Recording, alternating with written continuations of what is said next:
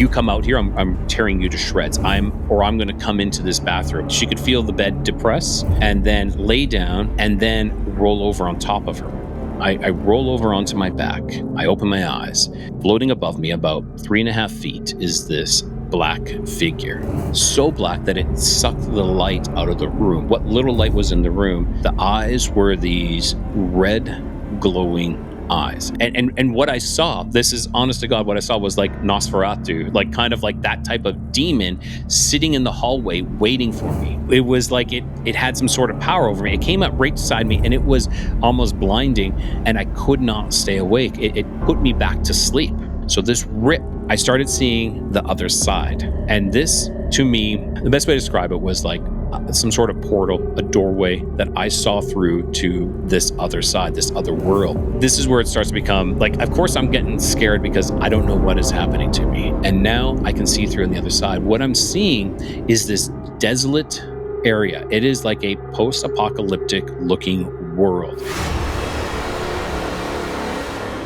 First of all, thanks for having me on. And my name is Rai, and I am the host of a, I guess, moderately successful show called Codex of Curiosities. And I currently live in Mexico, where some of those actually experiences have occurred that I've had as of late, which is bizarre. Bizarre is the best way to call my life. All right. Yeah. So from the beginning, this is where it kind of all, I think it originates from. Okay. It's best to start from the beginning. So it's something that I don't actually remember, but I was told this by my parents, which in my opinion is important. So I was under a year old and I was sick, like really sick, to the point that the doctors didn't know what to do at this point. So a priest was called in and I was read my last rites. And this, I believe, is perhaps what created a bridge between worlds, that somehow now I'm kind of part of both worlds, like this crossover world and like the other side and this side. And, you know, it's like a person who could travel between both, perhaps interact with both worlds, is maybe the best answer.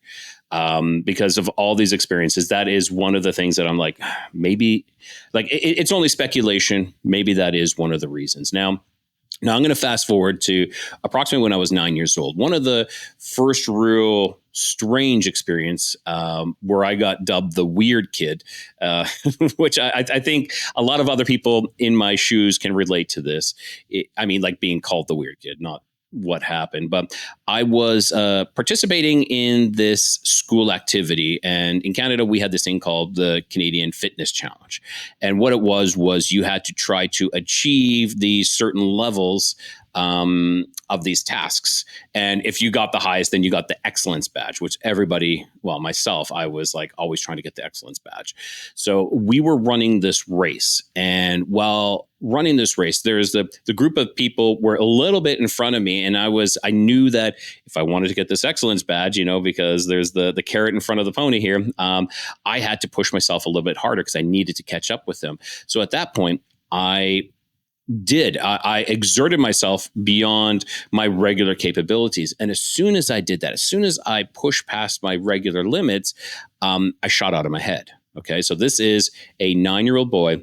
I'm running a race and I am now about 15 feet in the air watching everybody run this race. It was, to say the least, a little bit shocking because I have no idea what is going on. I can see the group in front of me. And that's when I look back and I saw myself running.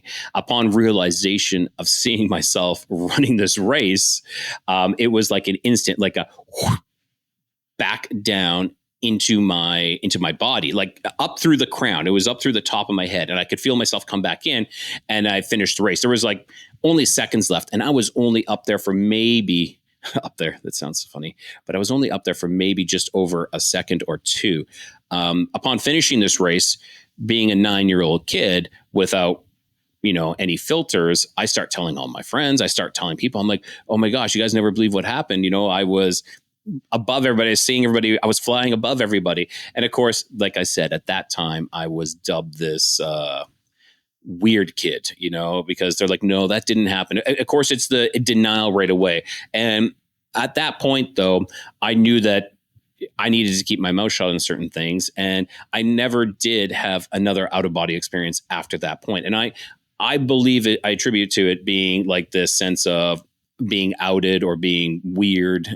So never let that happen again. So that was the first real memorable extreme experience that I had. Now, it wasn't like I could see my astral body, if that's what you're talking about. For me, it was just purely vision. All I saw, like I couldn't feel anything. I'm not sure, like maybe perhaps if I stayed out longer, that might have happened, but it was like a second out, maybe a little longer than that, seeing everybody running in the front, but seeing it from this elevated position, seeing it from like 20, we'll say 20 feet in the air, seeing this group that was running in front of me, about like 4 or 5 other boys. And then me just, maybe like 5-10 feet behind them. And it was upon that realization that it was kind of like, that's me. And it was like right back in. And like, because how can I occupy 2 places at the same time? It was kind of like that, kind of like maybe the right brain of me. Like, what are you doing? You can't be here.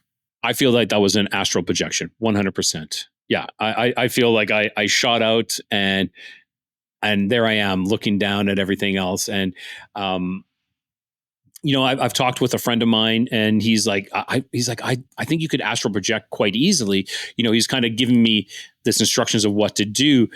I have not followed those instructions, and I don't know if I want to at this time, because I feel that it could open more doors that maybe I'm not ready for. Even though I've done a lot of this, it's kind of like, I want to be sure that is what I want to do. So I don't know if it's something at this time.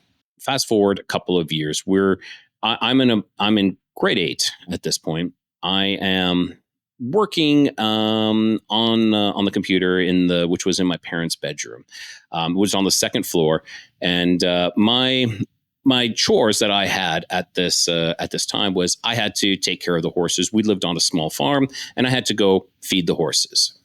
And usually around that age, kids forget a lot of times. So this wasn't one of those times where I remembered. So my father calls up to me, and he's like, did you feed the horses? And of course I'm like, no.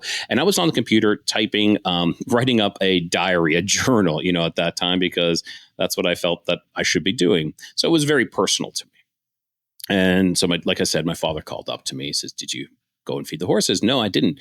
So I didn't finish what I was doing. I left the computer on, and I just ran, grabbed my coat. It was about October. So it was fall, about 8:00. It was dark outside. I go out, I get outside, and I look up. I'm on the driveway, and I look up into the dormer where the computer was, in my parents' bedroom.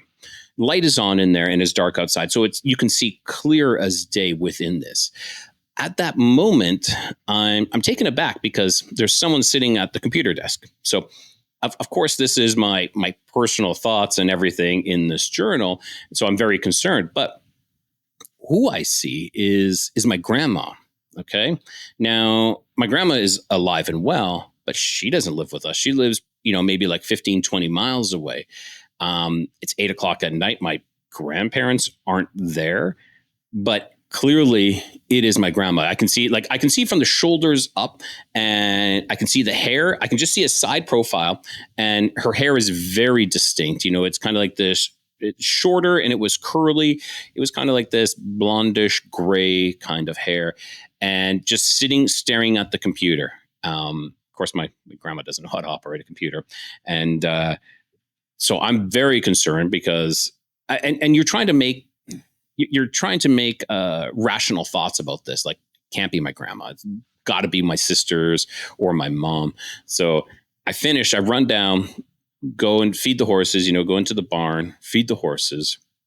And then I come back. When I come back, there's no one sitting at the computer desk. And like I said, dark outside, light inside, you can see clearly in. And I go in, and my family is all downstairs, and they are sitting in front of the TV watching a awards show, like could have been the Grammys. I have no idea which one it was, but they were watching some awards show.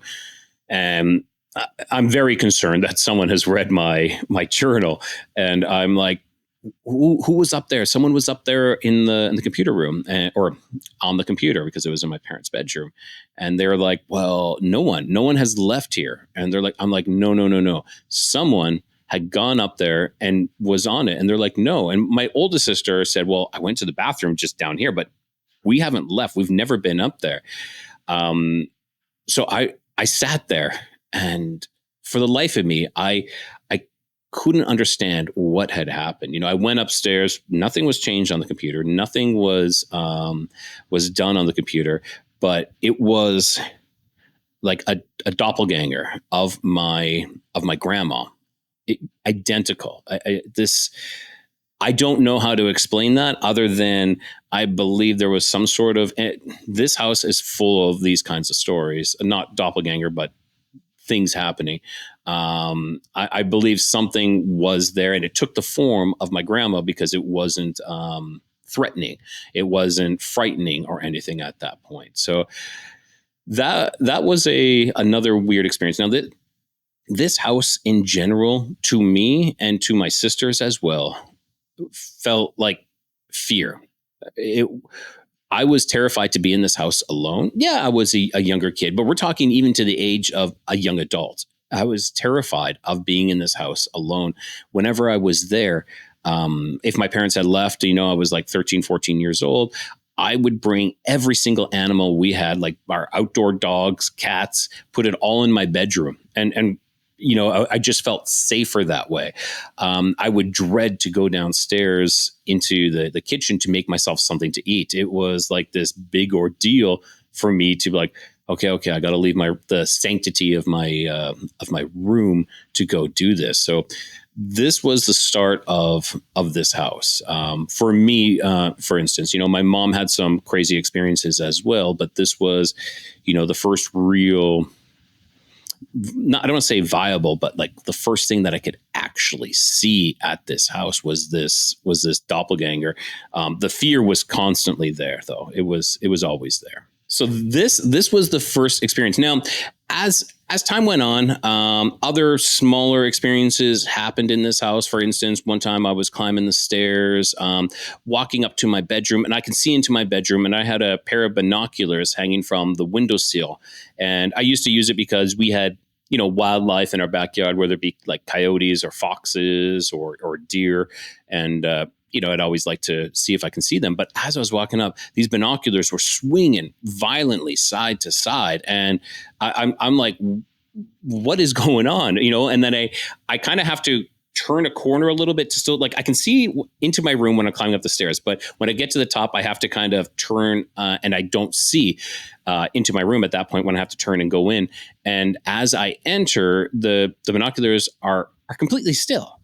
And and again, you try to rationalize this. You're like, did I see that? And this happens all the time. I'm sure many people, try to question what they saw, like maybe when I was walking up the stairs, maybe my head was shaking and, but it's like, no, because everything else was still and the binoculars were moving. And it's just these crazy, small experiences were happening. Then, unfortunately, we decided at one point that my parents had gone away on a vacation, and we decided at one point, my sisters and I, that would be great to go to Toys R Us and buy a Ouija board. Okay. So Ouija boards, in my opinion, are probably one of the worst things ever to bring in, because you are opening a portal, you're opening a doorway, you're opening a line to something you don't know. Yeah, it could say it's your grandma, it could say it's your friend or something like that. But how do you know? We don't. It's, there's many things that could be portraying to be this being or this person. Now, we used it a lot. When we first got it, we'd have friends over at parties and we're always using this. I do recall watching a movie called like Witchboard, and one of the rules was like, you never do it by yourself. And so in my mind, that was my only rule that I had with this thing was don't ever do it by yourself. And for those who don't know, Ouija boards are a form of possession. And that sounds like a far stretch. But if you consider this, we are inviting something into our hands to move the planchette. Okay, because it is slightly our hands that are moving this planchette, and it is a form of possession that is happening. So, you got to be really careful. That's one thing that I will never ever touch. Now, after that is when this next experience occurred. Now, when this experience occurred, I would say this would be my life-defining moment of the direction that I took. Okay. Now, I was at this time about anywhere between, I think I was like around 18 years old. And I had gone to some friends to play some video games. And at that time, I never owned a video game console or anything like that. And my friend actually rented it from Blockbuster. And so we had a group of friends over and we're playing the original PlayStation. And that was great. I still remember playing it that day. Like that day is so clear to me. And I never drove there. My friends picked me up. And so my one friend drove me home. And that night when he drove me home, the Northern Lights or Aurora Borealis were out in full force. It was beautiful. So when he dropped me off, I didn't go inside right away. I just stayed up looking. I mean, I stayed up and looking up in awe at what we're seeing here, these green dancing lights. And it was beautiful. And like I said, this evening sticks out like I remember it like it was yesterday. So I end up going to bed because it's late and I have to be up early because I have to work in the morning early. So I go to bed and it's like I said, it's late and I can't sleep. And I can't sleep because, I had this adrenaline rush of, playing video games and it was so much fun. And I'm just tossing and turning and I'm looking at my clock and I'm like, well, if I fall asleep now, I'll have 7 hours and 22 minutes of sleep. And I keep doing that, and I'm sure everyone else has done that. It's like, 6 hours and 54 minutes of sleep. And I keep doing them and I just cannot fall asleep. And now that's when I'm laying there and it wasn't like, some people talk about this thing called mind speak, where something speaks in their mind, but it wasn't that. It was like this, like you need to look up. It wasn't like someone told me that. It was this feeling you need to look up. And so I roll over onto my back and I open my eyes. Floating above me about 3.5 feet is this black figure. And this figure, I can clearly see the head and then the shoulders and then the body and the arms by the side. Like it was horizontal above me. And when it got around to the waist, it faded off into this white wispy smoke, much in line with what Hollywood would describe as a ghost. But the rest of it was black. And when I mean black, I mean not like the black behind me, but so black that it sucked the light out of the room. What little light was in the room, this was blacker than black. And at that moment, I could not move. I was terrified. But now that unto itself is terrifying. But it was the eyes, and the eyes were these red glowing eyes, and they weren't like flashlights glowing, like producing light. It was like this incandescent glow. It was like the cornea, the pupil were all this one red color, and it was absolutely terrifying. And I laid there unable to move. Now, some people have said to me, they're like, "Oh, you had sleep paralysis." I'm like, "Well, I wasn't sleeping. I clearly was able to move and roll onto my back and look up. But when you are in a adrenaline or frightening type of environment or something like that, like an event happens, you either have like fight, flight, or freeze. And for me, it was freeze.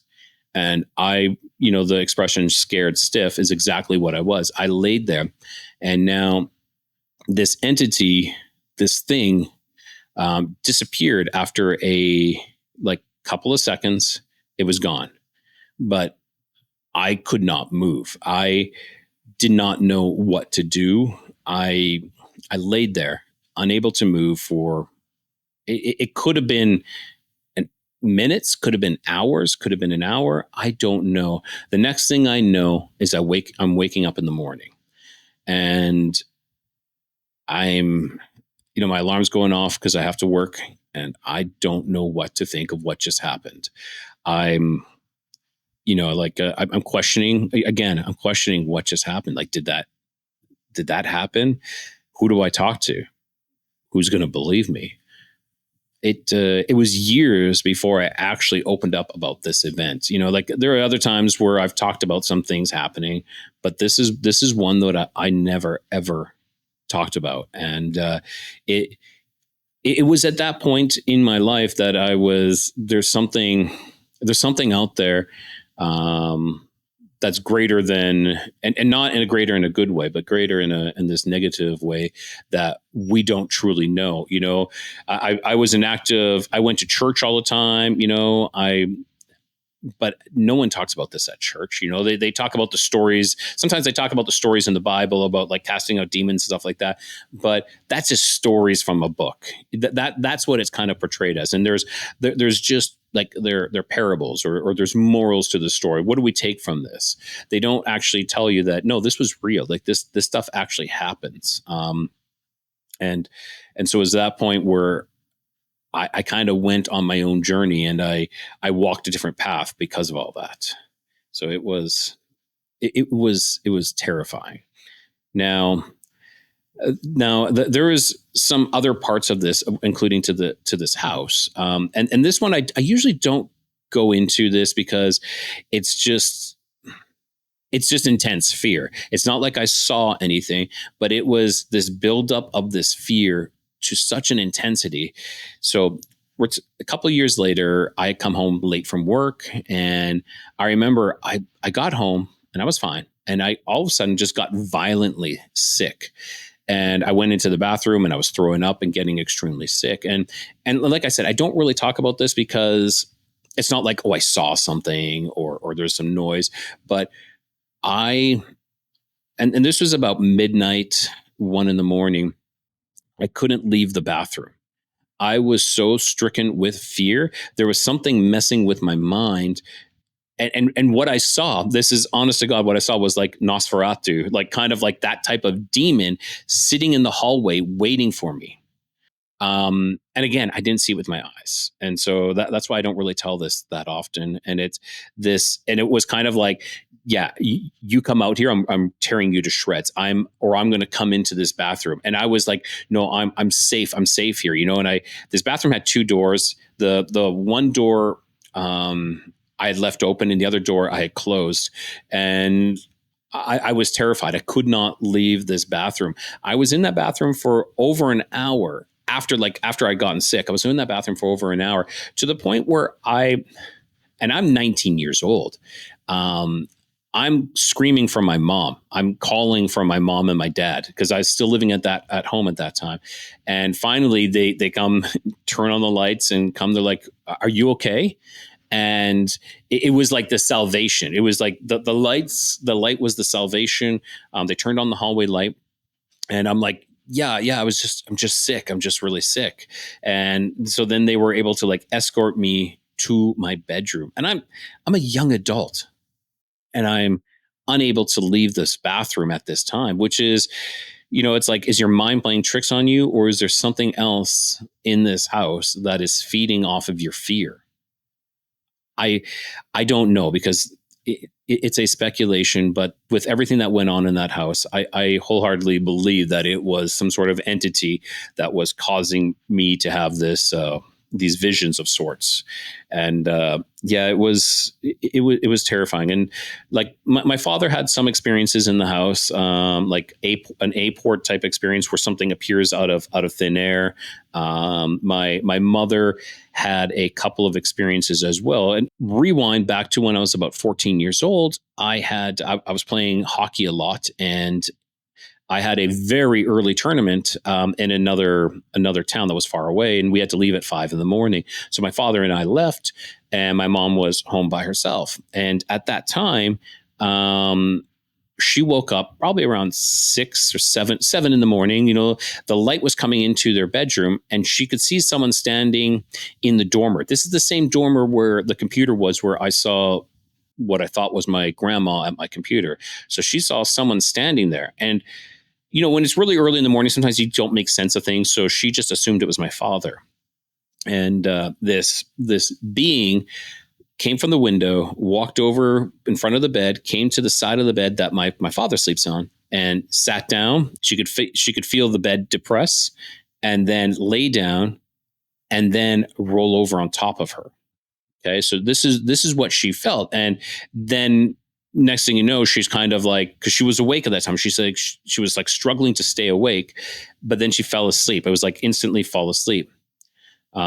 She woke up, I think it was like a half hour, 45 minutes later, and called us then. At that time, there wasn't we didn't have many cell phones. We had a cell phone in the vehicle. We had a car phone, actually. And so my father had answered, and she's like, "Were you guys just home?" And we're like, "No, we've been gone for quite a while. Why? What's going on?" And she explained the scenario, which was pretty terrifying. So that was one experience. Another experience my mother had was, again, she had woken up and standing not at the edge of the bed, but just off to the side near my father's side of the bed. There was this watery type looking figure dressed in a uniform. She can't discern what type of uniforms, like a police or like a postal service type uniform or something along that line. And it was just, she said it looked like water, and then it just faded away and went to nothing. And so, like I said, this house has had a lot of experiences. Now, this house my parents built it themselves. So it wasn't like this house had been around for hundreds and hundreds of years. Most likely there was either something we brought in or something attached to the land. Now, like, there was a couple other events that happened where there was near misses, where people, when they were working on the house, like one guy, like, I don't want to say fell off a ladder, because he like flew back off of a ladder and almost landed on the septic tank, the cement septic tank, and landed just beside it in like this freshly piled dirt. So he ended up walking away like unscathed. Whereas, just like 2 feet over, that would be a completely another story. So there was a lot of like events that kind of happened at this location. And again, I'm just kind of brushing some of the major ones. There's a lot of minor things now. So that was then. Now I'm gonna move on now. So, there's a lot of like unusual experiences and everything like that. So what we're gonna move now is my life, because of this event that I told you about. I went down another path. I started following the New Age. I don't want to say religion, but it kind of is in a way. This New Age kind of beliefs, and I feel that a lot of people do this, but a lot of people get caught and they get stuck in this New Age beliefs of like light and love, and they don't leave that. I think it's part of the journey. It's not the end of the journey. And so, I was, and I did this because I wanted to find answers. I also didn't want to be scared anymore. And so I wasn't really getting that from my Catholic upbringing. I decided to go this route. And that's where I met a shaman. And I don't believe that's New Age. Shamanism is something that's been around for centuries, millennia. And so I was taken in by the shaman and started to be taught the ways of a shamanic practitioner. I won't ever say that I'm a shaman or anything like that, but they taught me ways. And I was like, yes, because this is ways that I can protect myself from these entities and whatnot. And like, I kind of go back to the movie Hellboy, where it's like, the things that go bump in the night, well, we bump back. That was kind of what I was like, yeah, I don't want to be afraid of them anymore. I want to be like bumping back and being like, no, you're not allowed here anymore. So that is kind of this journey that I went on. And so I studied under the shaman for about a year. And also during that time, I befriended a a native from Canada, from Alberta. Now ended up becoming really good friends. I almost call her my second mother. She became an amazing mentor to me, and she was a medicine woman. Teachings she was learned in the Blackfoot ways, and so she had her own sweat lodge. And with the sweat lodge, I helped. I ended up participating and coming in and joining in her sweat lodge, and it was an amazing experience. I highly recommend it for anybody. And it became to the point where I was there almost every week, and I was helping her set up. And so she kind of took me under her wing and started teaching me as well. So she became a mentor as well, and that went on for about 4 years. And during this time, I helped her build another lodge, like rebuild the lodge. I became kind of her fire keeper as well, helping with that. And if anybody's been in a sweat lodge, I almost want to say it's magical. You will see things. You'll start to have, and I don't want to say visions, because sometimes people say visions. It's kind of like, oh, I'm imagining this thing. No, you will see things. During one of these occasions, there is this purple, and this sounds kind of crazy, but I guess everything I've been saying is kind of crazy. There was this purple, like, light being entity spirit. It came in, and it started as a small little orb. It came in as an orb, and then it manifested into this much larger being. It produced almost, and it's kind of funny that I kind of use a lantern as a symbol for my my show, Codex of Curiosities, but it kind of looked like a lantern, almost like this holding lantern, but within this lantern was this symbol. And I saw the symbol, and when that round was over, because every in the sweat lodge you have 4 rounds, and after one of those rounds, they opened the door, and I drew it in the sand. I mean, I drew it in the dirt, and I asked the medicine woman. I said, this is what happened. This is the symbol that I saw, and she couldn't place it. She was like, I had no idea. Maybe it'll come at another time what it was. And so that image it was like burnt into my mind. I drew it in a book so I would never forget it.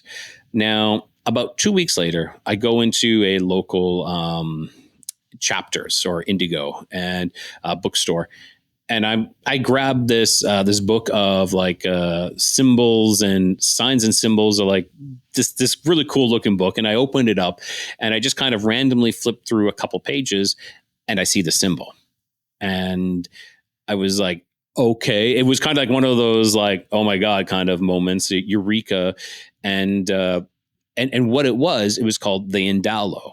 Now, the Indalo is this symbol of this person, like a stick figure with their arms out, and they're holding a rainbow. They're holding, like, it looks like almost like an umbrella or a rainbow, with their arms out like this. Now, I started reading about this, and this person is the go-to person between the spirit world and this world. They're holding the rainbow bridge so they can cross over from one world into another world. And again, it was like, okay, that's a little bit of a synchronistic kind of thing where I had this event that happened where I feel like I was kind of bridged between these two worlds. So I was like, oh, well, that's really interesting. Okay. Fast forward a couple of weeks again, I go to the spot on the river. Now, the shaman who was also helping me said, you need to find a spot that you really connect with, that it's a very soothing, powerful spot for you. And I had this one spot on this one river that I would go to. It's very isolated. And there was and this is going to sound strange until it comes out what really happened. So there was a rock, and this rock kind of, I don't want to say spoke to me, but again, it was like this message. When I got that message to like look up, it wasn't like someone was speaking to me. It was just like this, I need to do this. So this rock was like, I need to break this rock open, which is strange. It's a big rock like this. So I broke the rock, I picked it up and slammed it on the ground. And inside this rock was a little less than 3/4 of the symbol. Okay. So it was and like, yes, I might have a confirmation bias, because I've seen this symbol all before. But when I broke it open, right in the middle, you could see like the two legs, you could see the body, you could see one arm going out to the side, partial of the rainbow, and the head in the symbol. And I will share that with you. So if you want to, because I took pictures of it, I was like, okay. So this was like the third time that I was being presented with this symbol. So I'm like, okay, this symbol, is going to be a part of my life. So I ended up tattooing it on my arm. So that's it there. So that is the Indalo, and that is the go-to person between this spirit world and this world. They're carrying this rainbow bridge now. So that was an event that happened. Now I met my to-be wife. We ended up, she's originally from Mexico, and she got a job opportunity to move back to Mexico. So she asked me, do you want to come? And of course I was like, sure, let's go and do this. Let's go to Mexico. Why not? So we move into this one place in central Mexico called in the state of Querétaro, and we lived there for about a year. Some things have happened, but I'm going to fast forward to Chihuahua. We moved to Chihuahua. Now, I'm in Chihuahua, and it's during the day, and I'm going grocery shopping. And so I go to the grocery store, buy my groceries. I come out, and again, something is like, you need to look up. And so I was like, okay, sure.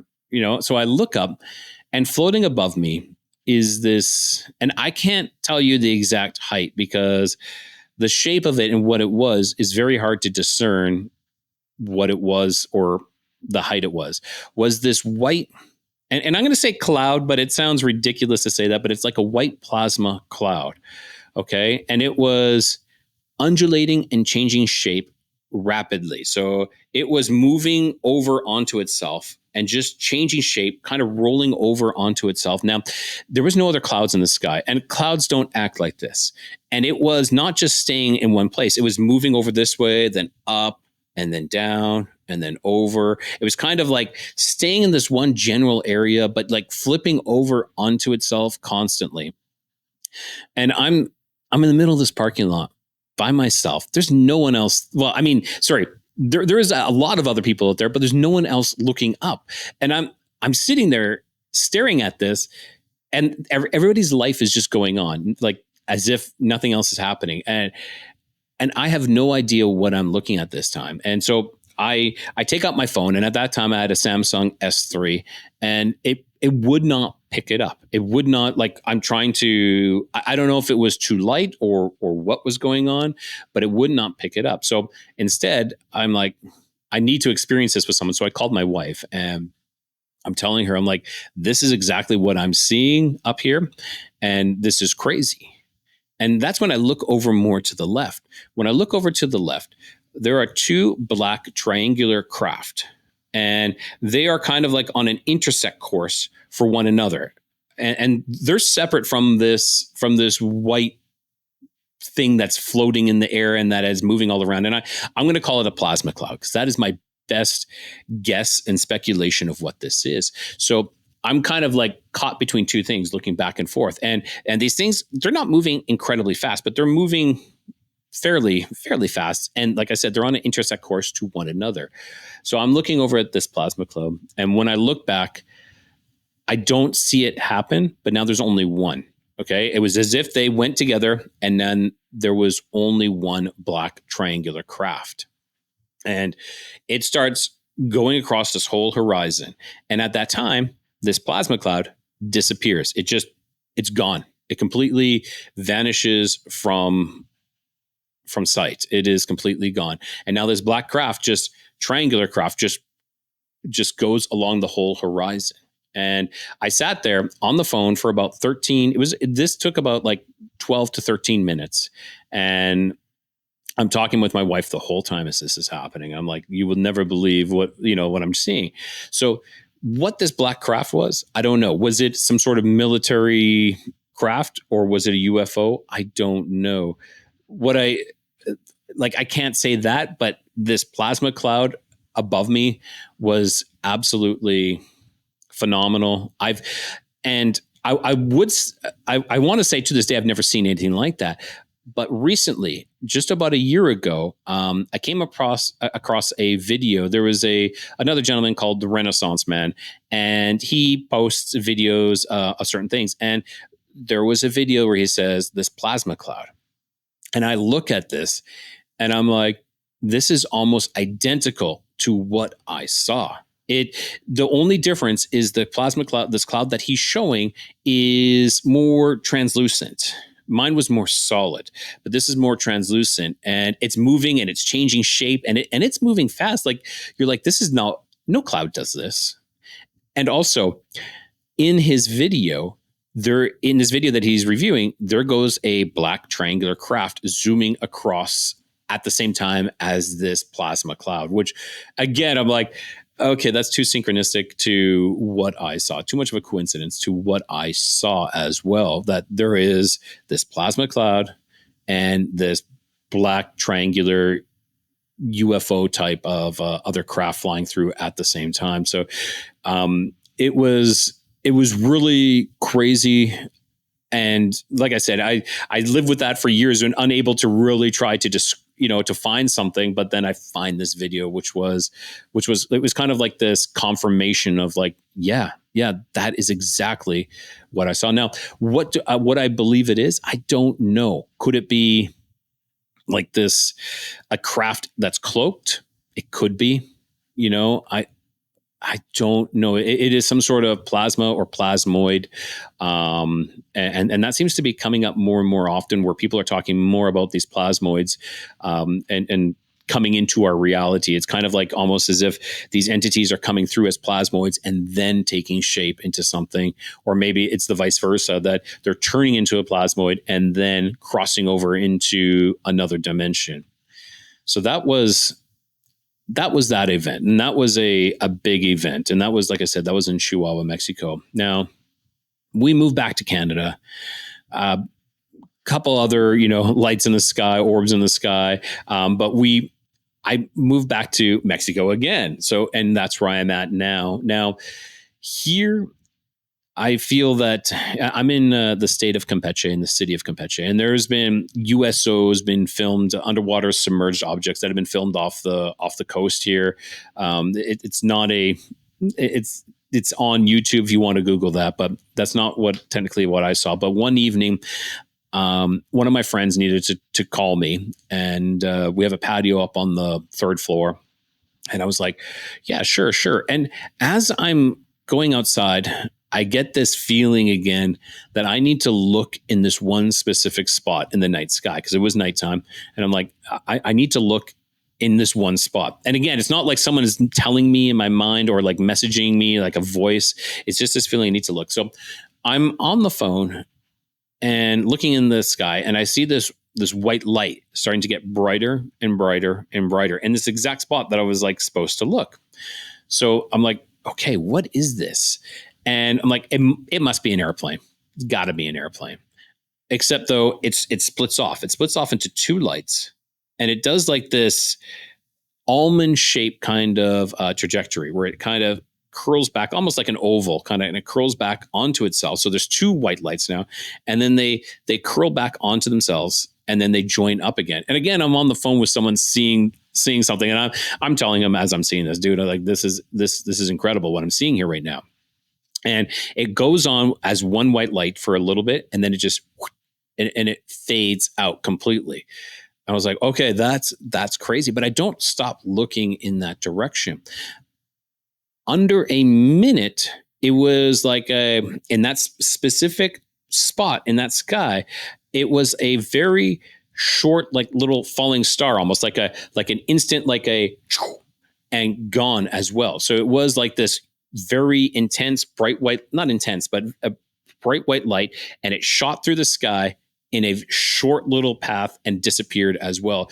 And it, again, could it have been a shooting star on that one? it might have been, but it was too coincidental being in that exact same spot. I was like, this is crazy. Like, why am I seeing all this? What is the point of this? Why are these things showing themselves to me? And it's not like I'm doing any CE5 or anything like that, but it's a lot. It's a lot to take in. There's a lot going on now. And I'm going to fast forward now to just about a year ago. And it was August last year. I'm lying in bed. And this kind of reminds me a little bit of my mom's experience of seeing an entity. I'm lying in bed and I wake up, and it's not extremely early, maybe like 6 a.m. And walking up beside my bed is this a 3-foot high entity, creature that is glowing with such intensity of like this yellow and bluish, like yellow internal and like blue kind of outside kind of light. It was blinding. Okay. Now, in this area, there's something that is extremely common that people talk about, which is called Alooshes. And Alooshes are little people, though I wouldn't say that they're glowing, but little people are very, very common in this area, and they're almost kind of like a homunculus style kind of thing of how they were created. There's like a ritual to create an Aloosh. Allegedly, this is what I have been told. I talked to a lot of people about this, and this is what I've been told, that they do this praying and offerings, including blood offering as well, to create like these homunculus, kind of like a golem type of creature that protects the land and the people. Now, I wake up. Sorry, I wake up. I'm going to go back to this. I wake up to this creature beside my bed, and I am fighting. I am fighting to stay awake to see what this is, and I cannot. It was like it had some sort of power over me. It came up right beside me, and it was almost blinding, and I could not stay awake. It put me back to sleep. It like I didn't touch me, but I could not stay awake. And like I said, it was this blinding thing. So with that, I believe that there might have been some sort of like Aloosh or type of entity. Now, our house is built on a cave system. The whole city has a lot of caves that have a lot of history. Now, there in this area that we live in, there is like it's called the the Cave of the Bull. And it was about this like brujo, this like warlock who lived in the area, and he was called the Bull, and he lived in these caves, and so it kind of relations to like witchcraft or like and also tied in with pirates as well. There is a lot of pirates in this area as well. So could it have been tied to that? It might have been, and there is 100%. Our house is built on these caves, so I'm wondering, is there something with that? It's interesting. It's very interesting. Now, I want to take us to this latest incident. Okay, now this is something that happened even more recent. Now, this is something that, with all these things happening, after that one incident with like the fear and like way back when I was much younger, like around 19 and 18, like that the shadow being, and then not being able to leave the bathroom there, I had this fear, and I feel that I've taken this path where I have overcome that I know what to do. I know how to handle with these entities. I know how to deal with them. And I will say that this journey that I was on with this new age, it's brought me back to, to God. And I want to say, I feel that I'm closer now to God than I've ever been. And that's part of this path that I believe that I'm on. Now, okay. So this is a tough one to talk about, because this is the one that really has affected me even greater than any of those other ones. So I was out shopping. I was out picking up groceries, and I had pulled up to a local small grocery store because I can get cheese and bacon there for a really good price. So that's usually where I always go. As I pull up, my vision starts to get affected. And this is strange because I've never had this ever before. It starts going very like as if you had stared at the sun. I want you, if you look at the sun for like a couple of minutes and then you start to look around, everything is super intense and you get like these intense bright lights. So this is what's starting to happen, but it's not like I'm sitting and staring at the sun. And I just pulled up to this small little grocery store and I'm like, what is going on? And I sit there and this intensity starts to take shape. Now, I've posted this on Reddit. I posted this story on Reddit, and a lot of people are like, "Oh, that's what we call an ocular migraine." And an ocular migraine is when you see like these intense colors, and that's it. And if that was all that happened, then I would say, okay, this is nothing any supernatural or any kind of crazy thing. That's all it was just a ocular migraine. Now, it starts to take shape. When I mean shape, it is like a triangular on its side, and it goes up one way, this way, and then it comes down this side. Okay. And it's taking up about 50% of my vision. And when I'm saying triangular, I mean that there's like these intense lights on, and they're like rolling over on each other. If that makes sense. It's like fluid, plasma maybe. And it is like colors of like yellow, orange, purple, blue, but super, super intense, almost blinding intensity. And in my best opinion, it forms a rip. Okay. So it's this triangular thing that forms a rip. And I've gotten out of the car and I've walked into this grocery store trying to be like, everything is cool, everything is normal. And I'm standing in line to order my bacon and my cheese while this is happening in front of me. And I'm sitting there and no one's kind of looking at me. So I'm like, is it this eye? And I can still see it. So then I close this eye, the other eye. Is it this eye? I can still see this. And I'm like, what is going on? And that is when I started seeing through this. Okay. So this rip, I started seeing the other side. And this, to me, the best way to describe it was like some sort of portal, a doorway that I saw through to this other side, this other world. And now this is where it starts to become like, of course I'm getting scared because I don't know what is happening to me. And now I can see through on the other side. What I'm seeing is this desolate area. It is like a post-apocalyptic looking world. I see rubble. The ground is strewn with this rubble. Okay. And everything, I don't want to say sepia, because sepia kind of is a lighter, it's lighter, but this is much more darker browns and rust colors. Okay. And everything is this color, brown and rust. I can see on my left, I can see a wall, like a cinder block wall. On the right, the cinder block wall has been blown out, and that's what that rubble is on the floor. It is like leftover of the cinder block walls, but this rubble has been there for a while. So it's kind of, I don't want to say it's smooth round, but it's kind of rounded. So the ground is strewn with this. I can see a roof above me. Part of it is missing. The same side where this wall is gone, the part of the roof is missing as well. Now, in the further back, I can see these very large industrial sized fans. Like they could be like air evacuation fans or something. They're huge blades on them, and they're just slowly turning in a counterclockwise manner. And for me, that stuck out.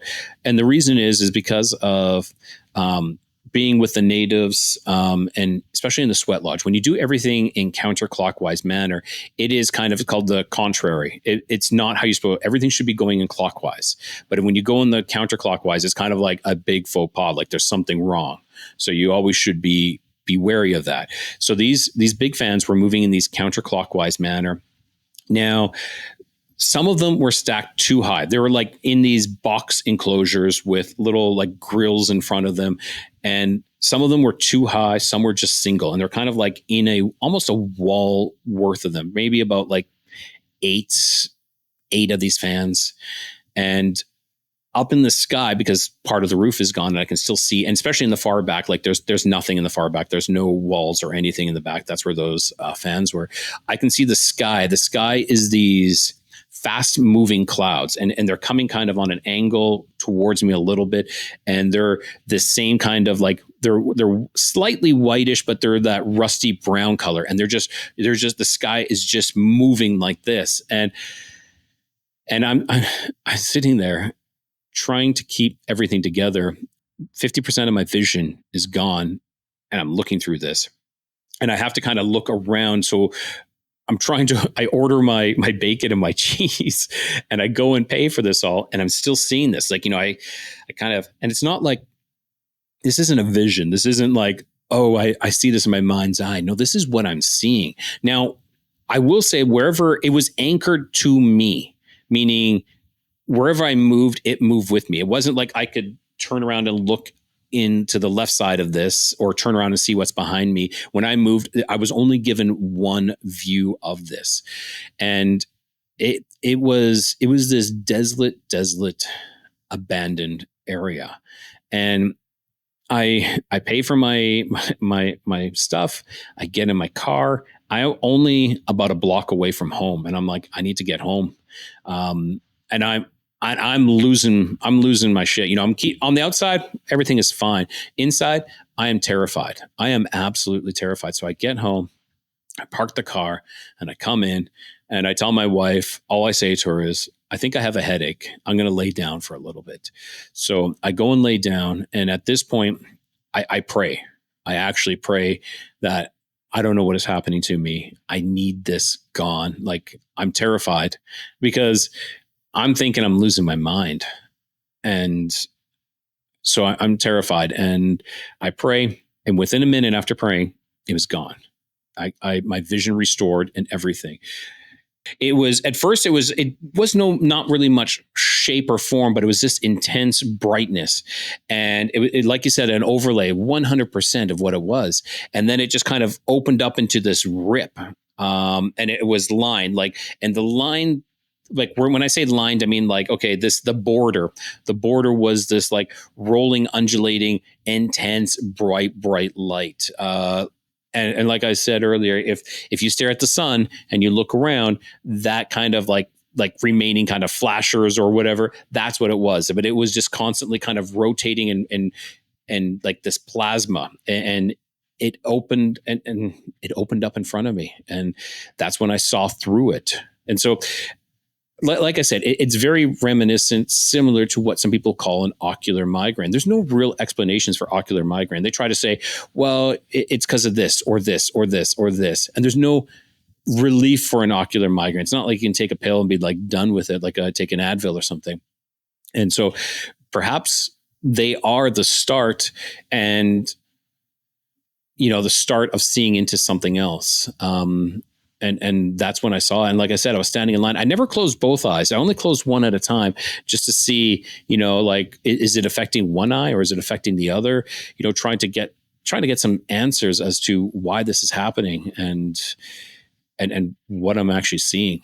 It was static as best as I can say. Like, things were moving, of course, like the big fans in the background were moving. And it was kind of like, it slowly came into focus. Like, I could see it, and then it would kind of like slowly expanding, that I can see further and further.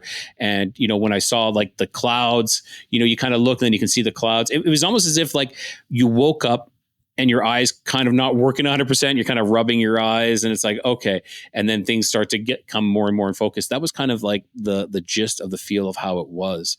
And, the sky was just intense. The sky and this big fans in the background were something, and the ground was just strewn with this rubble. And it was darker. Where I was standing, it was kind of like I was standing definitely in the back of this warehouse kind of thing, because it was darker, and then it got kind of brighter. And again, when I say brighter, I don't mean like, oh, it's a nice, beautiful sunny day. It's just that perhaps the sun was behind this wrecked sky, like this destructive looking type of sky that was just flowing by, and that was kind of lighting it up.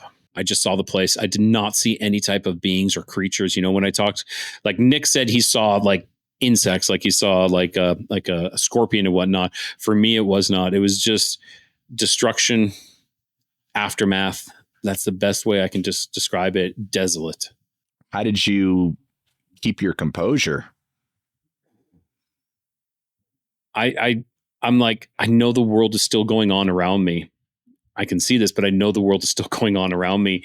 And so I have to try being as sane as possible. And I can like let down that front when I get home. Like home is my sanctuary. And so it's kind of like, just go and pay for your stuff, get in the car. And, people on Reddit kind of tore me apart for driving home. I can understand that, but also it's like, I'm a block away and it's not busy.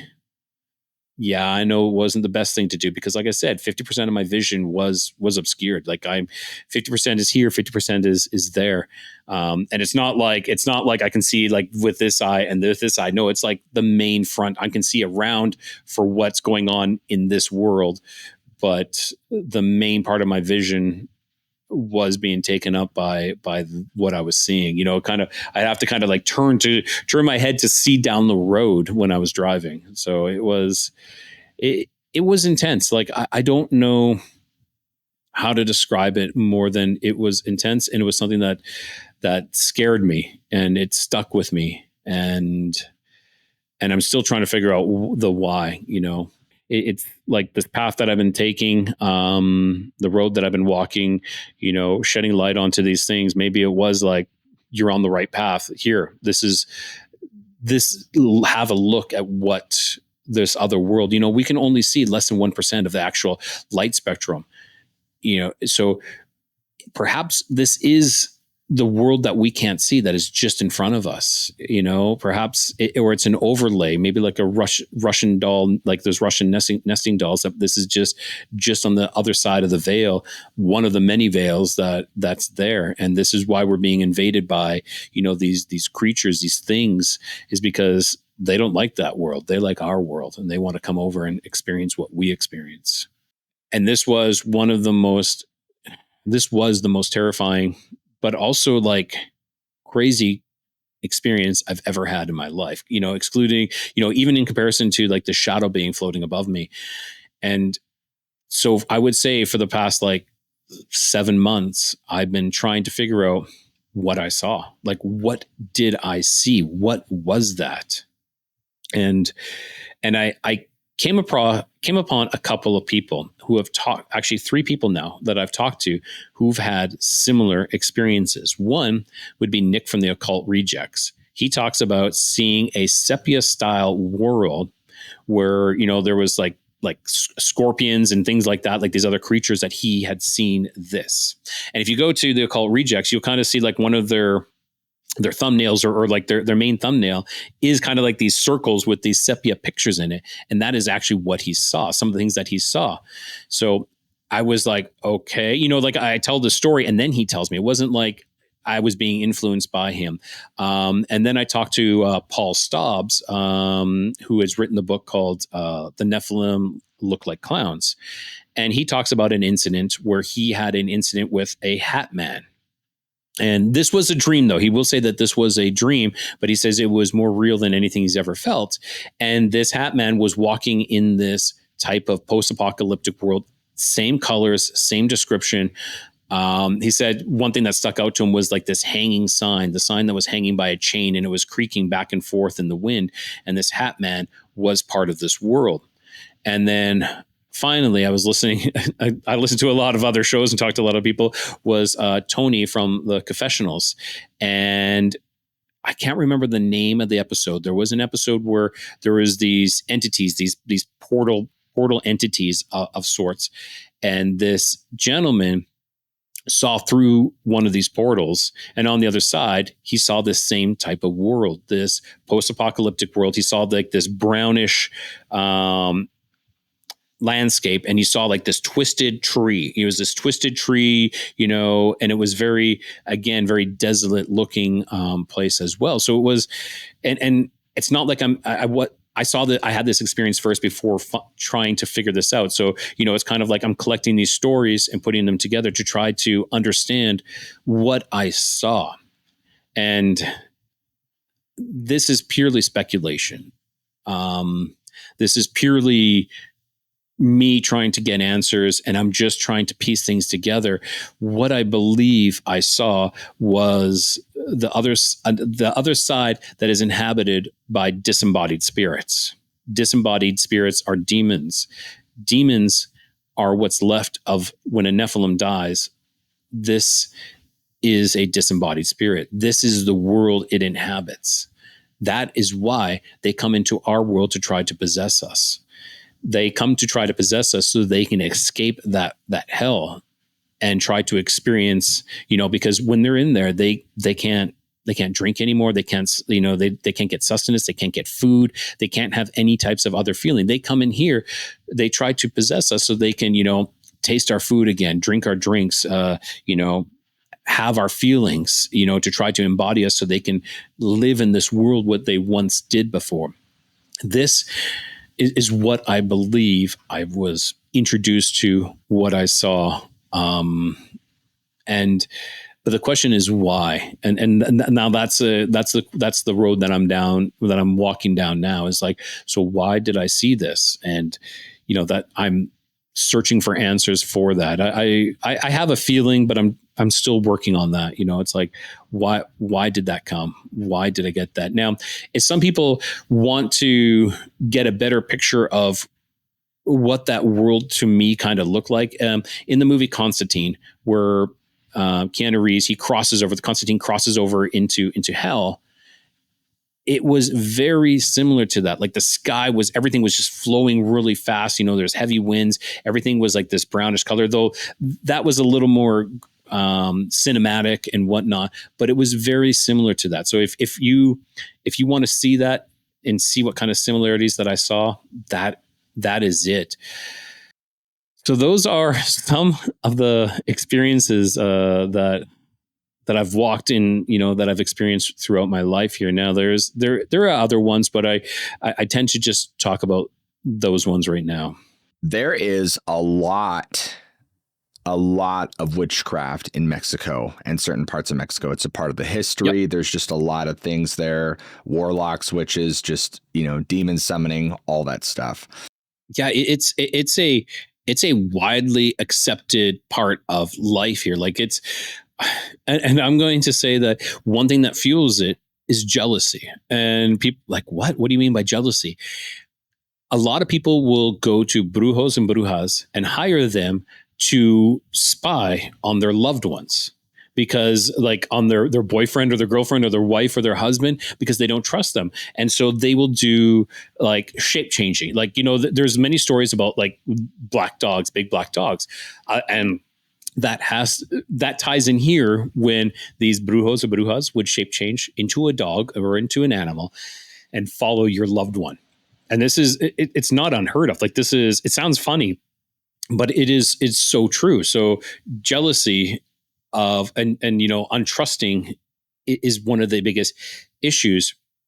And it's what helps, keep this alive. And like, I would say that here in Mexico, the spirituality and the church are really intertwined. I know like back in Canada, it's like, no, church is just separate. They don't really do anything else. But here it is very much combined. Like there is a lot of spirituality that is tied in with the church here. And I actually like it a lot better, for that aspect.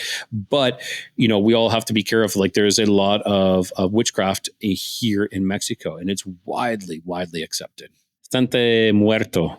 There is like the cartels. I can't remember the name of there is this one cartel where they really brought in like Satanism into this cartel, and there was ritual sacrifices and everything. And I do actually have interviewed someone about, not that specifically, but about a cult that was here in Mexico. It was kind of like, if anybody has seen the movie from dusk till dawn, with the vampires, and here in Mexico, it's very loosely based upon this actual cult that was here in Santa Luis Potosi, where they would sacrifice people and drink their blood and eat their hearts. And it was they kind of based this on this, and there was this priestess who said she was like an reincarnation of a god, and it was crazy. It was a very crazy thing here, but that is something that happens. There's a lot of that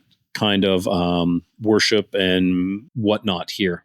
Like I had mentioned about those the Alooshes, the homunculus style golem Alooshes, bloodletting to create them is part of it. So yeah, there's a big thing with blood magic, and it's not a good thing though.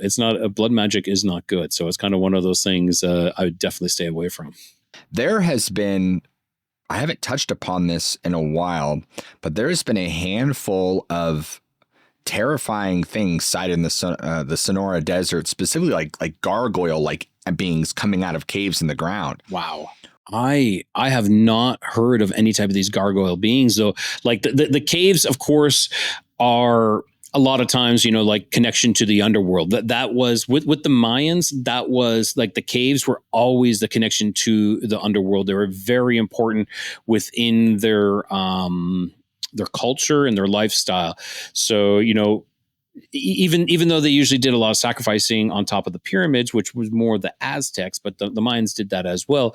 But yeah, the cave systems were always very, very important and very reminiscent of the underworld. And though I have not heard of any of the gargoyle beings, but yeah, the Cuervo del Toro, the cave of the bull, is very well known here, and it was said to be a witch that was in this area, and this area is called Campeche, so it was very well known in this area. But I don't know enough about him to talk about it, though literally I'm living on top of his caves. It's one thing I should be looking into, especially, considering the work I do. It's like, why haven't you looked into that yet? So that'll be one of the up and coming kind of topics, things that I need to look into. Tell me what you know about Duendes. Okay, so Duendes, I would go to Alooshes. I'm going to go to Alooshes because I think they're one in the same, but Alooshes, of course, like I said, were possibly created through this homunculus type of ritual, but you can't throw a rock without hitting someone who's had an Aloosh experience here. Like you talk about chupacabra here, people will laugh. They think chupacabra is a joke. Okay. But you talk about an Aloosh here and they're like, oh, okay, well, let me tell you about these stories. My sister-in-law, when she was quite young, she had an experience with one. She said it was silverish and glowing, and it was outside and was kind of calling her to come out. And so she went out and played with this Aloosh. And they're usually described as childlike, smaller, kind of like cherubs, almost a cherub looking. So that was one. My brother-in-law, he had an experience where they were staying overnight in like a billet house where they would go on these kind of for swimming. They go to these other towns and they would stay in people's homes. And it was like 1 a.m. They got woken up by probably one of the creepiest things ever is like little children laughing outside at 1 a.m. And, everybody kind of started waking up, and the homeowner was like, oh, it's the Alooshes. So they make a plate of food of like sweets and whatnot, and they slid it underneath the door, and the laughing was gone. Like the noises outside were gone. There's a Mayan gentleman who works on my father-in-law's land. He talked about, he told me about his experience with these Alooshes. He saw like they look like little children, pot-bellied and not wearing any clothes, and they're kind of like peering around a tree playing peekaboo with him. And so he went up to go see, and of course there's nothing there. And he says they're about like 2 feet tall, maybe 3 feet tall. And that's what he saw. And like I said, you can't throw a rock without having someone tell you about their experience with an Aloosh. It's extremely common in this area. And, like a friend of mine, he has some land, and he was told that like he had bought this land from someone else, and he would get rocks thrown at him at night. They could hear these rocks, and then he's told me about the one time he saw this red light glowing off in the trees, and he lives out in the boonies, to say the least. And so then he was told like what to do. It's kind of like to proclaim that you're the new owner, you're the new master of sorts, and this entity or this creature can either stay and serve you or move on, or it's time to move on. And so that is kind of what you should do, which is, it's kind of like proclaiming your dominion, which I believe has a lot of power, and that we don't know the power that we have, that we truly are these powerful beings, but we got to accept it. God gave us dominion of this earth, and we have to make sure that we know it and own it. I'm thinking, because there's a lot, because Duendes are little people, and I think like it doesn't matter where you go in the world, they're all going to be given different names for different areas. So here they're Aloosh. Duendes would be like northern, like Mexico, and maybe in southern the U.S. Perhaps like in Ireland, you might hear them being called leprechauns or something like that. So I think they're all possibly of the Fae as well. But of course, I've been told how they're made here. Like people say that they're made here, but maybe there are two different things. Maybe the Alooshes, you can create your own, but there is also the Fae type Alooshes here. I'm not 100% sure. So yeah, like I described it, like my Ishmael is my the Mayan guy who is helping who helps my father-in-law on his land. He described it like cherubs, where they're kind of like bulky or kind of like chunkier, which would be, right along the lines of like gnomes and whatnot. So I would say that most likely was an Aloosh, if it definitely was happening here in Mexico, 100%. Yeah. It's a common thing. And yeah. What happened to the Mayans? What happened to the Mayans? The Mayans are all still here. They just kind of were conquered by the Spaniards, by the conquistadors. So there is a lot of Mayans still here, but perhaps the actual civilization, there's many stories about what actually happened to them. They are still here, but they were a thriving civilization. What happened? I can't answer that. Some people are like, oh, they contaminated the land by too many people living in the city centers, contaminated the water supply, polluted the water supply, and then they had to move off and disband. But in reality, I don't believe that. They were very advanced, but I believe they were very advanced because of prior civilizations. I believe that, there is theories. So the theory is that their ancestors were from the land of Aztlan. Okay. And if you look into Aztlan, that's very similar to Atlantis. So they believe that they are descendants of these people. And I feel that what happened was there was a cataclysm on Atlantis, multiple cataclysms. It wasn't just one event. It was one event, and then finally a big one that ended it all. But it wasn't like all at the same time. No, there was like maybe you could have hundreds of years in between these events. But what happened then is that these people went out, imagine having this high technological civilization. You lose everything, so you go out into these other areas. You'd be perceived as gods because you still have some of this technology, and you're going to come and you're going to help elevate these other civilizations. Now, these civilizations are going to be elevated, but as you pass on and your technology and your wisdom goes, these civilizations are going to regress. And you'll see that clearly. Like you go to like these, like in Peru, you'll see like these, I forget what wall it's called, but there's like this one wall, it's built just amazingly. And then you have like the Incas who have tried to build onto the wall, and you'll have not bad, they're trying to patch the wall, and then you'll have another part on top of it, and it gets worse. No time in history have we ever seen civilizations, like degress with their capabilities. But here we see it. And the only possible solution is that, yeah, we lost technology, but how? Why? Because maybe there was an advanced civilization that actually lost their homeland, went out, brought this, but they weren't able to pass that information on. They did not actually leave that technology with these other people. And so that's why you see the digress in the technology or the building practices of these people. So the Mayans are still around, but they're dispersed. And I believe that's what I believe. I'm saying that I think that they are descendants of Atlantis, which I think there's descendants of Atlantis throughout all the world, because I believe that they all spread out. We'll have in Egypt. I believe Egypt, they are descendants of Atlantis. I believe, in other areas, there are descendants of Atlantis. And so as is Mexico, in the Mayans and the Aztecs. My show is usually about like these mysteries, and I interview people such as yourself who have these crazy experiences, but it seems to be going in a direction of like these lost ancient history and, into the realms of the Nephilim. And, like I'm starting to look at the Bible. There's a lot of people, when you say the word Bible, people get so turned off and they're like, oh, it's a religious text. I'm like, stop thinking of like that and start looking at it as a history book. Yes, it is a religious text, but start looking at it as a history book, one of the best history books we'll ever find. And then you start to get some really amazing information in there.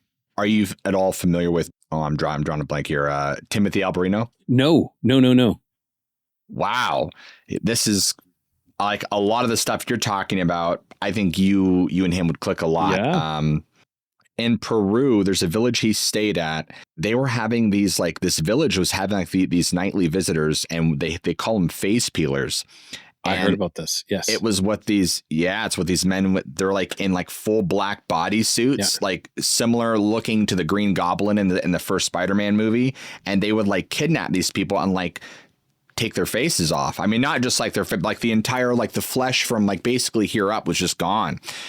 There's a video clip I saw where they found a body. And the thing is, like in South America and Peru, like when they show this stuff on TV, which is true, they don't like blur it out. It's just like, oh, yeah, there's the body. And so like, they do that. You saw yes. it. I saw that. Yeah, they do that here too. And it's just like, it's very graphic. Yes. There's some things you're showing. It's extremely graphic. Yes. So you just see the footage of a body there, like there's no blood or flesh. It's just a skull. And these guys, they just come pick up the body and they're carrying it away, and the camera's following the whole time, talking about it in Spanish. And so I guess this had happened to the chief village's daughter, who was 15 or almost. And, long story short, they had tried to kidnap her, that they ended up dropping her, but she had like these deep cuts in her neck. And I guess she had such severe PTSD from it. Timothy, whenever like he would talk to the chief and the daughter, like she would get severe, like she would start shaking and crying because, Timothy's tall. And, anytime they talk to, gringos, it's like, oh, the same height as, these things. And so his whole thing was that he believes that these are people possessing some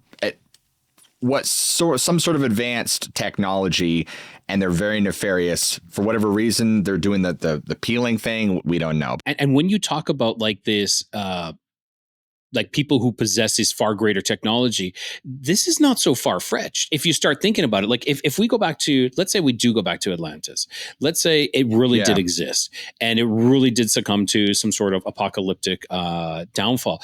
But when we think of Atlantis, a lot of people think of just this one location. But when we talk about like the Roman Empire, how great was it? Yeah. If you just looked at Rome itself, that wasn't just the Roman Empire. It was so much greater. It expanded so much. So same was with Atlantis. What's to say that population didn't occupy another area, and they survive with this high technology. And we see a lot of times people believing, oh, these are UFOs. What not if it's, and I don't like to use the word breakaway civilization, because I think it's like a surviving civilization of a high technological society that survived through some apocalyptic events. And they're still this advanced, or they're even more advanced now because they've, pushed past and they pushed further with their technology. So what we see sometimes as UFOs or other things that we can't explain could very much be a different offshoot of us. Some of these people who did survive, and they've just moved on and they've kept out of our way. Now, why would they keep out of our way? Because we're just, it's kind of like us interacting with like a native or a pygmy tribe that is like throwing spears and shooting arrows. You're like, we don't want to bother with them. We'll just do our own thing. But as soon as we started developing nuclear weapons, that's when we started seeing a large rise in these visitations, in these interactions. There's so many stories when you talk about like nuclear sites where you have UFOs flying over and like disarming these missiles and whatnot, because they know we've hit the point where we can affect the world now. We can affect them. So perhaps this is what we're seeing. And I'm not saying that they could be nefarious. These people could be this culture could be nefarious, but there might be this culture that isn't as well. We don't know. Yeah. Even with you mentioning the Roman Empire, a lot of people think empire is exclusive to a physical thing, but no, empire also means influence. It's so large that it's reached out so far. When you look at, like the ancient like Mesopotamian world, and you start getting into things like Atlantis and some of this other stuff, people just think of it as like this tiny little establishment, or I guess if you think about it more like a kingdom, kingdom isn't a cat. A kingdom is same thing. It influences, like it's far. The area is very far. Exactly. And if people want a better, more modern example, think of Hollywood. Think of Hollywood. That is your best example. Is it a kingdom? Well, it could be classified as one, but think about the influence that has throughout the whole world. It is huge. It is huge. But if you're to look at it from the outside, you're just like, oh yeah, Hollywood, California. And here's a funny note for everyone to consider. Hollywood was the wood that they used to create magic wands. So casting spells, you would use Hollywood to create your magic wands. Just something to think about when next time you think about Hollywood and some of these films that they're coming out with, and the type of influence they have over us. And to piggyback off of that, speaking of burning things to get rid of evil spirits, there's a story from the English countryside. I mean, it perfectly captures the idea. I'm struggling to remember all the details off the top of my head, but it's coming back to me. But the place was called the Croagland Grange, and the story goes that a sister and her two brothers moved into this house, and for a while things were all right, but one night this being shows up, and it comes right up to the sister's window, and it doesn't just stare at her, but it uses its long bony fingers and starts methodically pulling the lead casing off her diamond paned window so it can reach in and unlock it from the inside. And it works, and it gets in, and this terrifying series of events unfolds before her brothers can actually save her. And so after this, they move away for a bit, but they eventually have to move back, and sure enough, this thing returns. But this time, they're ready for it, and one of the brothers manages to shoot at it in the leg as it flees, and they follow it all the way back to this old stone crypt in a churchyard. So they gather a bunch of the townsfolk, they all go into the crypt, and that's where they find the coffin that's where they find in this coffin, there's this mummified looking corpse that looks exactly like the thing they shot at. And wouldn't you know it, it has a fresh bullet wound in its leg. So they drag it out, and right there in the churchyard, there's a single holly tree. They build a huge pyre, they put the mummy on it, and they burn it. Apparently, it had been investigated multiple times, and the second investigator who looked into it decades after found that there was actually some truth to it, because the house, which has a different name now, was originally called the Croagland Grange. It was only one story, and there's evidence of a chapel nearby that also alludes to it being true. Now this is the thing, I feel that a lot of spirits or creatures need to be invited to enter your home. Now, this is like hearing a lot, and so that's kind of interesting that it kind of was still able to access her home, unless somehow they brought something in of it, or invited it in. Because you hear a lot of stories about like Bigfoot, Sasquatch, where they kind of attack a home, but they never go in. Or a dogman, they attack the home, but they never go in. Same thing with, like, if you think of like vampires or black-eyed kids, they always have to be invited in. So I'm wondering, and so you got to be careful of gifts that you accept or inviting people into your home, which always brings me to the theory of having a welcome mat on your front door. That's like that's like an open invitation. So if I was anybody and you had a welcome mat, I'd get rid of that just to be on the safe side.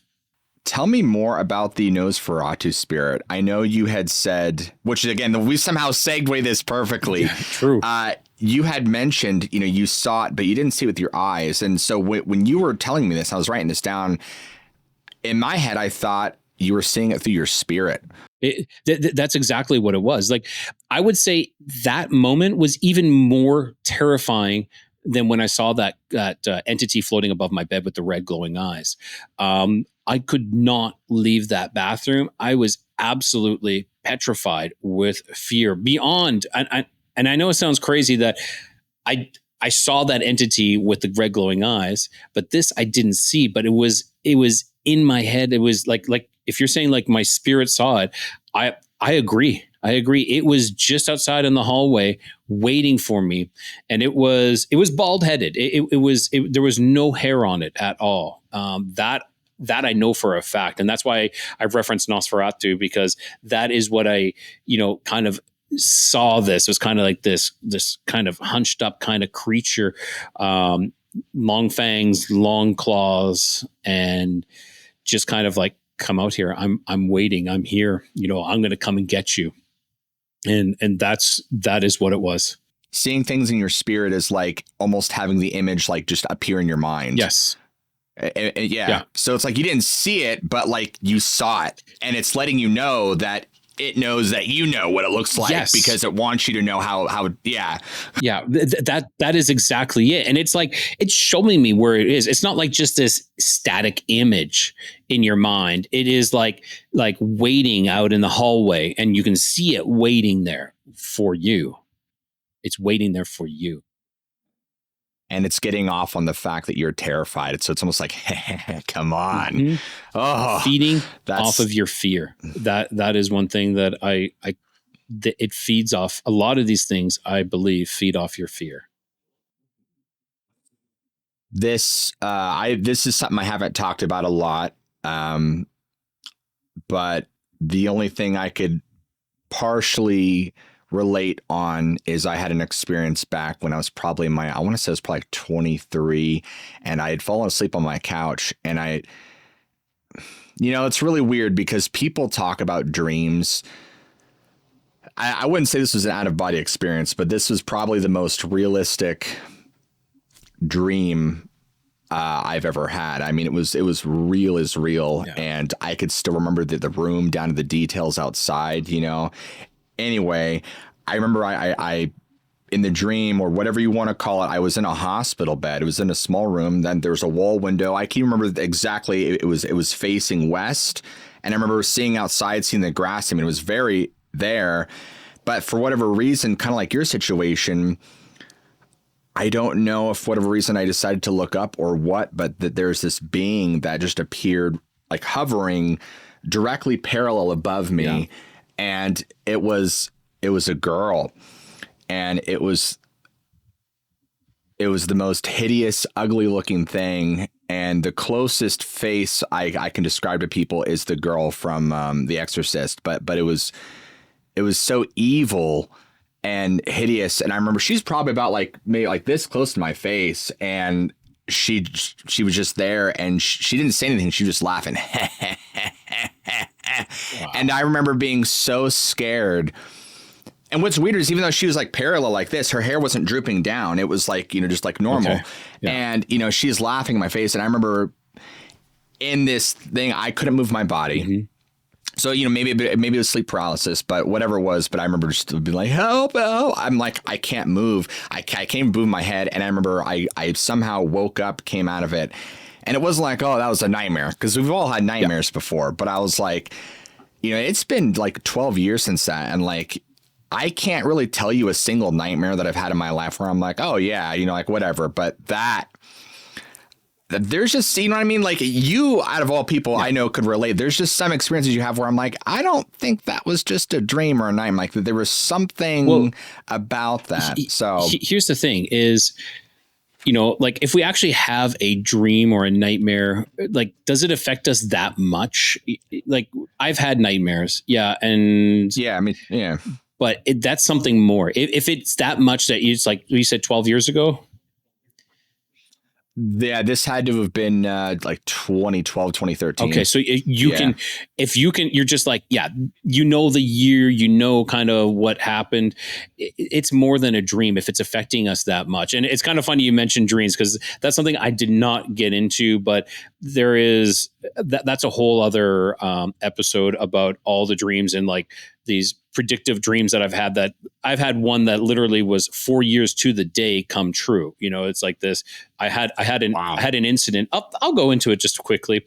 So I dreamt I was sitting down and talking with this woman, having an argument about religion and spirituality of all things. And she's like, well, why don't you go to church? I'm like, no, my church is outside. I'm closer with God when I'm in the trees and with, break wood. There I am, cut open the wood. There I am, break open a rock, and there you'll find me. So that was the dream I had. Now, my wife got invited to this event where there was this blind missionary who would go to Peru handing out audio Bibles and Braille computers. And he's like, I'm putting on this presentation at this church. Why don't you guys come? So we went, and I'm sitting down at this table, and this woman comes in. She sits down beside me, and she's like, oh, this is a beautiful church. I'm like, yeah, it is. And she's like, is this your church? I'm like, no. And she's like, oh, do you go, which is your church? I'm like, well, I don't go to church. And she's like, what? And we ended up having a word for word argument, actually, about me not going to church. And I'm saying, well, my church is like outside, I'm closer with God, break wood, there I am, or cut wood, there I am, break the stone, you'll find me. 2 weeks later, I'm going through my dream journal because I write down all my dreams, and I flip open and I'm like, whoa, this is oddly familiar. I'm reading this one dream, and I asked my wife, I'm like, when did we go? And she's like, oh, it was end of February. I'm like, no. When was the date? And so she tells me, and I show her this entry, and it was 4 years to the day that I had this, this dream where I had this exact conversation with this woman in my dream. And like, it's one thing to have, like, it would be okay if I had that dream and then, maybe like, 3 years, it didn't matter. That what mattered was it was the exact day. And it was, it was the exact day that I had this dream and this event happened. And it was like, wow, I thought that was pretty intense. And I've had many, many dreams, like ones where I've asked questions before I go to sleep of why. And I've given it like a Hollywood style movie answer as to why. And it's incredible. Here's the interesting fact. And I just did an episode actually about the Book of Enoch, but Greg from Cosmos University told me that he says, oh, Enoch was considered the go-to person between worlds, from this world and that world. And I was like, oh, that's kind of interesting. I'm like, I'm not saying I'm Enoch at all. I'm not going with that, but I'm just like, oh, that was a little bit of an interesting tidbit of information. So it was cool. I've had these experiences all my life, and I don't know why, but I would say, I'm interested in all these topics because I've always been interested in all these topics. And it's kind of like, I'm finding it's leading me more, like in the beginning, I was like, oh, what's Bigfoot? What's Loch Ness? And now it's like, oh, is that real? Now it's like, oh, of course that's real, but how is it all tied together? That's, I won't say Loch Ness, but we'll talk like Bigfoot, Dogman, UFOs, Nephilim, demons. It's like, how is that all tied in together now? That's something that's coming more and more into view, is that it's all connected. We used to think that, oh, I have this little piece of the puzzle for Bigfoot. I have this little piece of puzzle for these UFOs, for these aliens. But we don't understand is that what we thought was just that puzzle for just the Bigfoot or just UFOs. No. It's one big piece, one big picture. And, we got to start stepping back and realizing that it's all connected. And once we start to realize that and we start to actually put these pieces together and start talking about that and be open to talk about it. That's one thing is some people just like, oh, it's taboo. I don't want to talk about it. I'm only going to look at this or I'm only going to look at that. But we need to actually get rid of that ego and just say, let's put this all together and let's all learn to sometimes unlearn. Unlearning is one of the greatest things that we can do, is to unlearn what we've been taught and realize, yeah, okay, that was wrong, or I was wrong in that belief. Now I'm willing to reconsider this, and I want to see this. And I think that is huge. But that's a big problem, is that we have this ego and I'm right kind of mentality. And with that, you will learn stuff, but you'll drive yourself into a dead end. You'll drive yourself into this corner where you can't escape, and you just keep denying everything else. We can't do that. We got to be able to say, no, put it in reverse. Let's go back to that fork in the road, and I'm going to go down this other way because I want to believe, I want to see more. I want to learn more so we can figure out what is going on and how we can actually, live our life properly and maybe fight back, get back to this, because we're in a spiritual warfare, and whether we like it or not, we are, and we need to know all we can about everything. Like you said, people will die on that hill that they've chosen, and that they won't. I think there's a cognitive dissonance that happens when they're presented with new information that conflicts their beliefs. And I'm not saying abandon your entire faith structure or, what you've been taught, but sometimes you have to be like, okay, well, just because this new information, it doesn't automatically disprove my entire upbringing or my entire way of thinking, but maybe I need to step back and be like, hold on, let me scope out here and see how this fits into the realm, or maybe I need to broaden my understanding of how, because not everything has to connect. True. And a thing with human psyche is we're all about pattern recognition. It's one of our learning mechanisms since we're, an infant, and not everything. I think that's what's so frustrating, is not everything has an immediate pattern or connection. So you're just like, well, here's my belief or faith or lack thereof. Then here's this other thing. I don't know how they connect. I don't know what to do with it. So they just sit. And you eventually find someone experience something that you're like, oh, okay, there is a bridge here. Yes. But what? You got to start plugging in more stuff. That's what we're all doing, man. We all have different jigsaw pieces we're trying to put in this puzzle and be like, oh, okay. Yeah. It's funky, man. I agree totally, and that's, and I think all of us working together is so important to try to get answers and just to try to find the truth. That's what we're after. We're after the truth. And if we can get one piece each, we can put it all together and work together, maybe we can actually finally get some answers. You're not insane. These things are happening, and, you're not alone either. Things are happening to people. And reach out. Don't feel that you're isolated. Reach out and talk to some people. Find someone that you can confide in, and you'd be surprised as when you start opening up to people, they'll start opening up to you, and you'll be surprised that maybe you're not just the only weird person out there. Everybody else has had these experiences. Like when I start telling people what I do, they start telling me all these experiences, and it's something that they need to release and get off their chest. So, we're here to listen, and I believe you.